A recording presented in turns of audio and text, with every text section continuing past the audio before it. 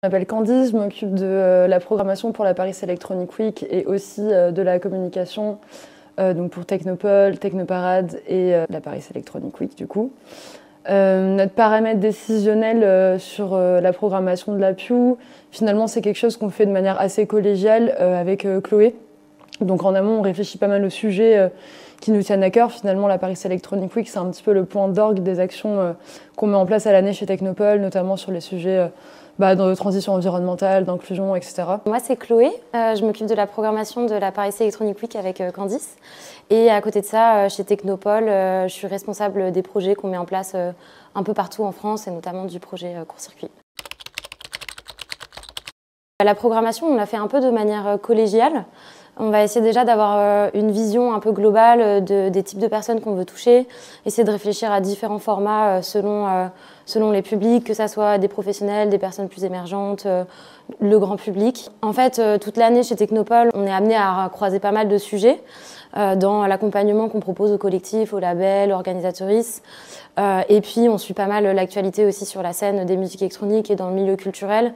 Et donc, on essaye de croiser à la fois des sujets plus globaux de société et aussi certains sujets qui reviennent de manière récurrente d'une édition à une autre, mais qu'on juge particulièrement intéressants pour la professionnalisation ou la structuration.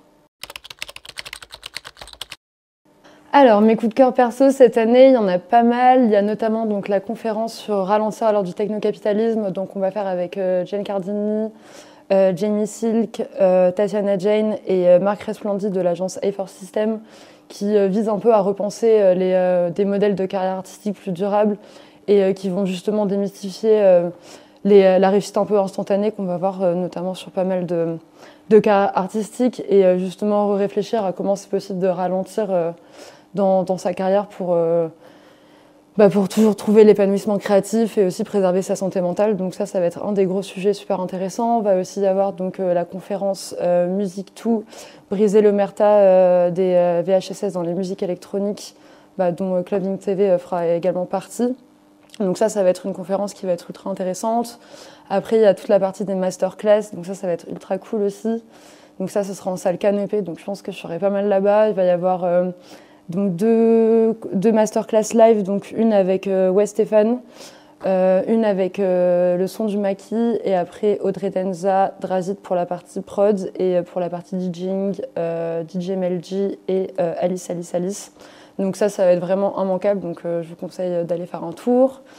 Il y a aussi donc, la projection du documentaire d'Aaron Trinder qui s'appelle Free Party A Folk History, donc qui va clôturer le festival et qui retrace en fait l'émergence des free parties dans les années 80 donc en Angleterre, et ça va être très très cool aussi. Et voilà, après pas mal de workshops, franchement je vais en oublier plein, mais le workshop sur comment lancer son activité de booking, définir l'identité artistique de son label, ça va être très très cool aussi, construire son compte système, enfin voilà, plein de choses. En workshop, je suis trop contente d'accueillir Jamal Chabali, qui est tour manager d'un certain nombre de grands groupes de musique et qui va faire un workshop sur le green touring. Donc en gros, comment on construit des tournées bas carbone. Et notamment, il va venir partager son expérience et il a accompagné Massive Attack sur la mise en place de tournées bas carbone. Donc vraiment trop hâte de l'entendre parler de ça. En autre workshop, on est aussi super contente d'inviter le Three Production, donc qui est une organisation qui organise le festival Terraforma et le festival Next Ones en Italie, et qui va faire un workshop qui s'appelle Events for Good. Donc comment est-ce que tu organises un festival en lien avec ta communauté, en prenant un peu en compte les enjeux à la fois de justice sociale et climatique. Donc vraiment très hâte de ça.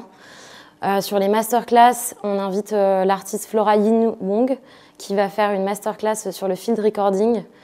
Il y a la DJ Alice que j'ai découvert cet hiver au Panorama Bar, qui est une super DJ avec des super techniques. Et sur les conférences, on a invité le journaliste David Bolla à nous proposer 2 conférences. Donc une conférence sur les liens entre rap et musique électronique et une deuxième sur les liens entre jeux vidéo et musique électronique. Donc très curieuse aussi de ce qui va se dire sur ces temps-là. Oui, parmi donc, les débats un peu épicés de cette année, je pense que ça va être Is Hard Techno the New EDM. Alors bien évidemment, il y a Is Hard Techno the New EDM. Parce que justement, il va y avoir un débat un peu autour de la mainstreamisation de ce style musical qui à la base était un peu né dans les marges et puis finalement tout ce que ça implique, la surmédiatisation des artistes, la culture du drop, les sets qui se raccourcissent, etc. Donc tout un tas de questions qui sont importantes voilà, à débattre, donc je pense que ça sera super intéressant. On a aussi une conférence qu'on organise avec l'AFEM qui s'appelle Tracks ID Who Gets the Credits et c'est l'idée aussi de qui est-ce qu'on crédite et souvent c'est beaucoup les DJ qui sont mis en avant et peu les productrices et cette question aussi au-delà de ça du partage en fait est-ce que le métier de DJ c'est plutôt quelqu'un qui va partager des sons et du coup les faire connaître, dévoiler les Track ID ou est-ce qu'au contraire on considère qu'il faut valoriser entre guillemets le travail du DJ et donc protéger ces petites pépites. Voilà, moi j'ai mon avis sur la question, mais je vous invite à aller à ce workshop pour en savoir plus. L'idée, c'est que la Paris Electronic Week, ce soit vraiment un espace d'échange où il y ait des synergies qui peuvent aussi se créer entre les acteurs et actrices de la scène. Donc c'est un peu tout à la fois incubateur, laboratoire d'idées et aussi toute la partie transmission de savoir qui est un aspect hyper important au sein de la Paris Electronic Week. C'est un lieu de transmission de savoir, mais c'est aussi un espace pour la communauté, en fait, pour la scène, pour se rencontrer, partager des bonnes pratiques. Et du coup, je pense que je serais super heureuse de voir des rencontres se faire, éventuellement même des collabs naître de gens qui on puisse croiser à la Pew, ce serait trop chouette. La Paris Electronic Week, c'est conçu pour toutes les personnes qui aiment de près ou de loin les musiques électroniques. Après, on touche quand même pas mal les professionnels, donc de tout corps de métier, donc que ce soit des labels, des artistes, des bookers, des organisatrices, et aussi les métiers techniques qu'on voulait un peu plus mettre à l'honneur cette année, notamment avec le workshop qui va s'appeler donc Construire son son de système. On va aussi faire des masterclass en scéno et en light. Enfin voilà, tous ces métiers-là qu'on oublie un peu parfois dans ce type d'événement. Mardi 9, on va avoir des rencontres professionnelles en mixité choisie qui vont se passer à la Prairie du Canal, donc on n'a pas encore annoncé mais qui va sortir bientôt. Et pareil, l'idée ça va être de faire des rencontres en petits groupes pour que les professionnels puissent se rencontrer entre elles et échanger.